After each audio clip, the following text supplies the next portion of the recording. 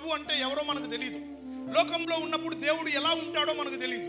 లోకంలో ఉన్నప్పుడు ఎలా నడవాలో తెలియదు, ఎలా ప్రవర్తించాలో తెలియదు, ఎలా జీవించాలో తెలియదు, ఏమీ తెలియదు. కానీ లోకంలో ఉన్నప్పుడు మన ఇష్టానుసారంగా మనం జీవించాం. ఒకప్పుడు దేవుడు కాని వాటికి మనం మొక్కాం, ఒకప్పుడు దేవుడు కాని వాటి వెనకాల మనం తిరిగాం. కానీ ఈరోజు దేవుడు ఎవరో మనం తెలుసుకున్నాం కాబట్టి అన్యజనులు నడిచినట్లుగా మనం నడవడానికి వీలు లేదు.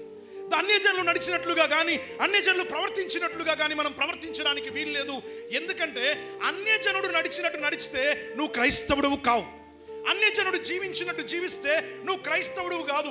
ఒకవేళ నువ్వు వారం వారం క్రమం తప్పకుండా మందిరానికి వచ్చినా, వారం వారం క్రమం తప్పకుండా వాక్యాన్ని చదివినా, రోజు నువ్వు క్రమం తప్పకుండా ప్రార్థన చేసినా, నువ్వు ఏం చేసినా ఈ రోజు నువ్వు దేవుని బిడ్డవు కానేరవు. ఎందుకో తెలుసా? నువ్వు పేరుకు దేవుని బిడ్డవని ముద్ర వేయించుకున్నావు, కానీ అన్యుడికి నీకు ఏ రకమైన తేడా లేదు. యేసు ప్రభు అంటాడు, నీ వలననే కదా అన్యజనుల మధ్యలో నా నామం ఏం చేయబడుతుంది? దూషించబడుతుంది.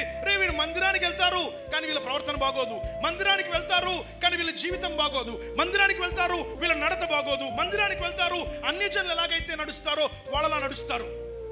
పిల్లలు అంటే అర్థం ఏంటి? చింత చచ్చింది కానీ వీళ్ళలో పులుపు ఇంకా చావలేదు. వీళ్ళ జీవితంలో నిజంగానే దేవుడు వీరిలో ఏమాత్రము ఏర్పడలేదు.